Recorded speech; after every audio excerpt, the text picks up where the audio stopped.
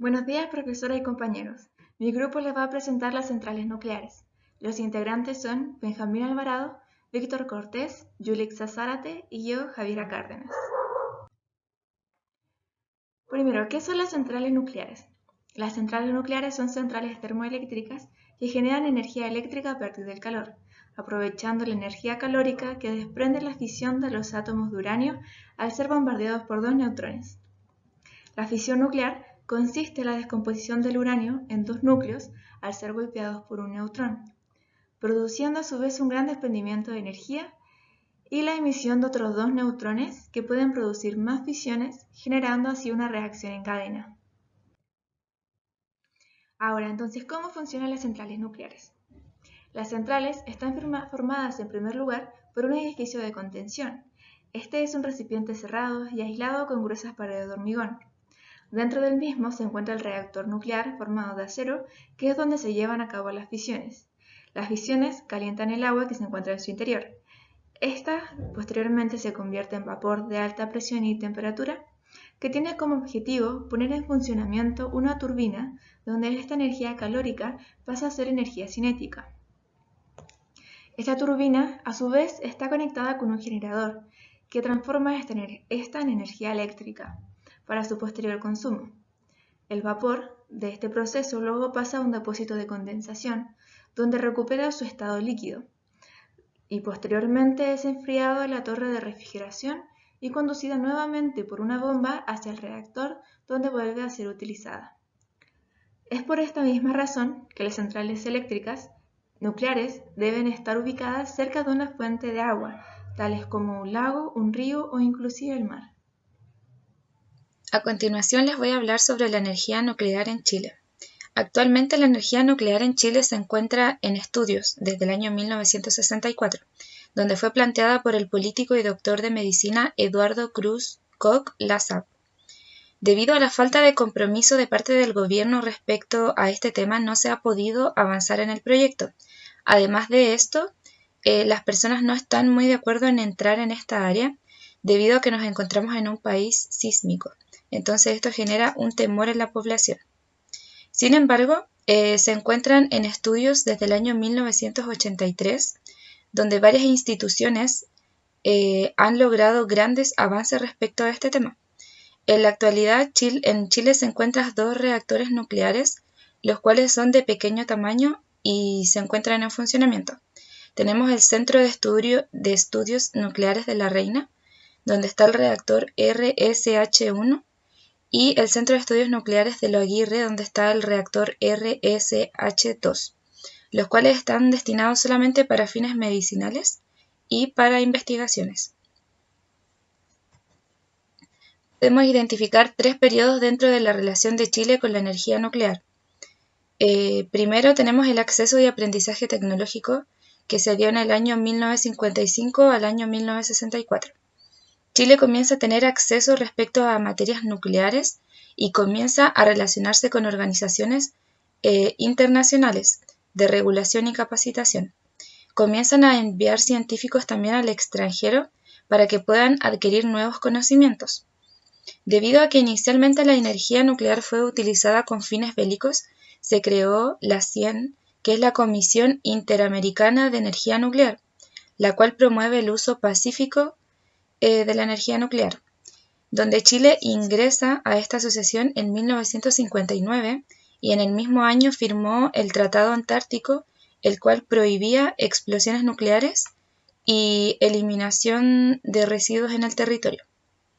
En el año 1960 se integra al Organismo Internacional de Energía Atómica, donde es elegido Estado representante de Latinoamérica en esta organización. El 16 de abril del año 1964 se crea la Comisión Nacional de Energía Nuclear, donde Cruz Koch es el primer presidente. Luego tenemos un segundo periodo, que es Integración Tecnológica y Regulación, que se da en el año 1964 al año 1974. En esta etapa se crea un organismo a cargo del proyecto de la creación de dos centrales nucleares con fines de investigación. En 1965 se creó la Comisión Chilena de Energía Nuclear como un organismo autónomo que reemplazaría la Comisión Nacional de Energía Nuclear. En julio del año 1967, la dirección de la Comisión Chilena de Energía Nuclear dispone a estudiar la construcción de la primera infraestructura nuclear en Chile, que sería el Centro de Estudios Nucleares de La Reina, el cual termina la construcción del primer edificio en el año 1970. Luego, en el año 1976, se comienza con la construcción del segundo Centro de Estudios Nuclear, denominado Lo Aguirre. El tercer periodo que se puede identificar es transformación a la espera de evolución tecnológica, que se da en el año 1983 hasta la actualidad. En este periodo se sigue con investigaciones. Se realizan estudios para poder evolucionar en el uso de la energía nuclear. En el año 1983, la Comisión Chilena de Energía Nuclear tenía la capacidad de realizar análisis de uranio mediante distintos métodos que existían en esa época. En 1989, la Comisión Chilena de Energía Nuclear firmó con la Corporación Nacional China el Protocolo para Cooperación de los Usos Pacíficos de la Energía Nuclear, y 5 años más tarde, en el año 1994, Chile se suscribe a la Convención sobre Seguridad Nuclear en Viena. En el año 2011, el CADE, que es el Consejo Asesor para el Desarrollo Eléctrico, en conjunto con el Colegio de Ingenieros de Chile, elaboraron un informe en donde se planifica la matriz energética del país en el periodo del año 2010 al 2030, en donde se menciona en el último capítulo la realización de estudios de licitación para la construcción de 4 plantas de producción de electricidad mediante energía nuclear, donde se estima que alrededor del 26% de la matriz energética sería como el aporte al país. Bueno, ahora hablaremos sobre las ventajas y las desventajas de la central nuclear. Las ventajas y desventajas han sido un tema controversial durante tiempo para las personas, ya que la energía atómica está presente en varios sectores, como lo es la generación de energía eléctrica.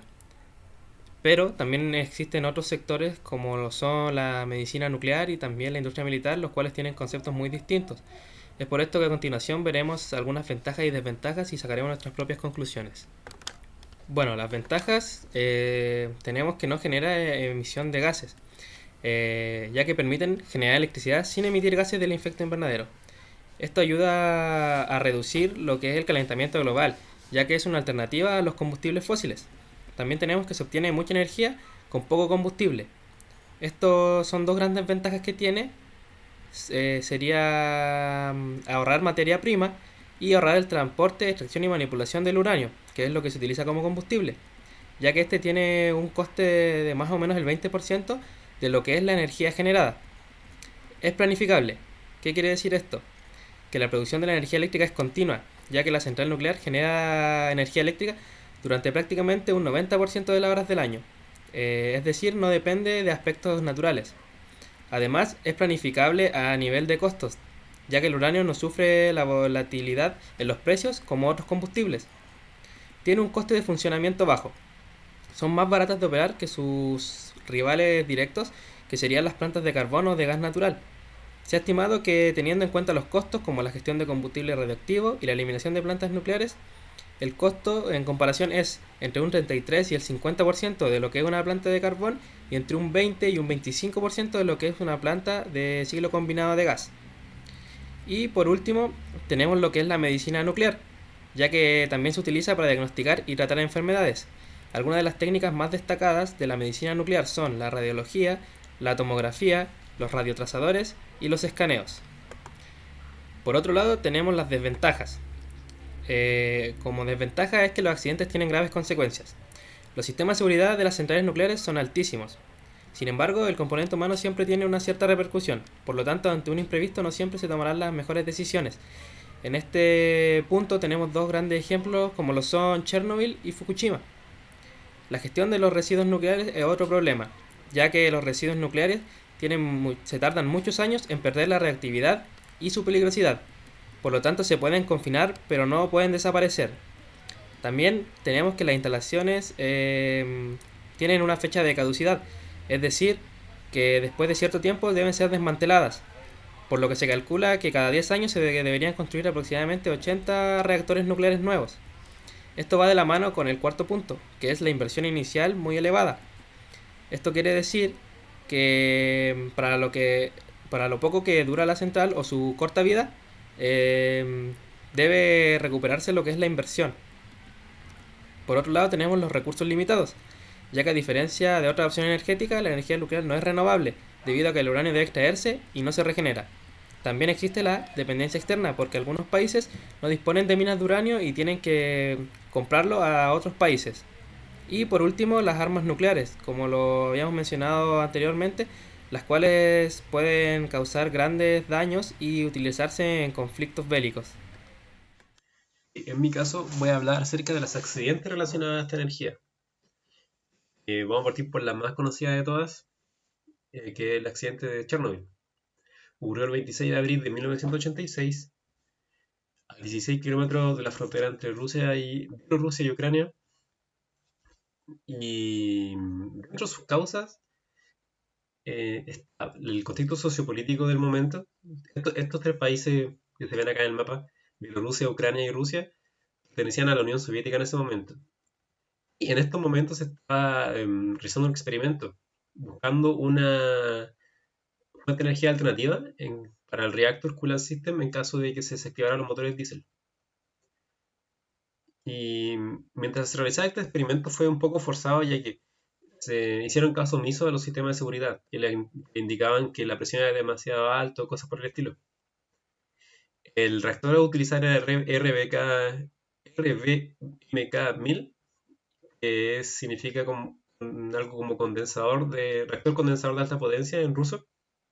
Este reactor ya no se utiliza. Y este lugar carecía de recinto de contención. Este edificio en forma de domo por lo general sirve para contener en caso de que ocurra una explosión o un accidente. Y estos son de un muro de hormigón de 2 metros de grosor más o menos. Esto es su consecuencia y por qué están recordados alrededor de 50 muertes directas, todas ellas trabajadores del lugar, de la planta. Cáncer en las poblaciones cercanas, cáncer de tiroides principalmente, y me refiero a cerca de 4.000 personas aproximadamente, y que más. Estas son solamente las confirmadas y al final son las personas que eran niños o adolescentes en esa época, a lugares cercanos al accidente. Y la clausura del recinto fue recién en el año 2000. Obviamente, el tablate que estamos viendo aquí no se utilizó más, pero este recinto tenía varias plantas, varios reactores RBK-1000. Otro accidente más reciente, el accidente de Fukushima. Del 11 de marzo del 2011, en Japón, como se puede ver aquí en la imagen. La causa fue un desastre natural, un terremoto de grado 9 y su posterior tsunami. No tuvo consecuencias fatales, al menos no en el momento, y tuvo cerca de 185.000 evacuados, de los cuales la zona sigue teniendo radiación, así que son evacuados, por así decirlo, permanente. La zona se encuentra deshabitada. Y sí se confirmó una muerte directa, leucemia, de un trabajador de limpieza, trabajó la limpieza del lugar. Aquí en este caso, a pesar de que las causas fue el desastre natural, como mencioné anteriormente, sí se menciona que tanto el gobierno japonés como los mandamases de la empresa intentaron bajar el perfil durante muchos años, o de 2011 en adelante, a lo que ocurrió. Actualmente se sabe que fue más grave de lo que se pretendía en ese momento. Incluso un político japonés tomó un vaso, digamos, meses después de que ocurrió el accidente, tomó un vaso de agua en el lugar, para demostrar a la población lo seguro que era. Actualmente se sabe que no es así. Y estos accidentes, a pesar de trágicos, ayudaron mucho a aprender de ellos y no a cometer los mismos errores dos veces.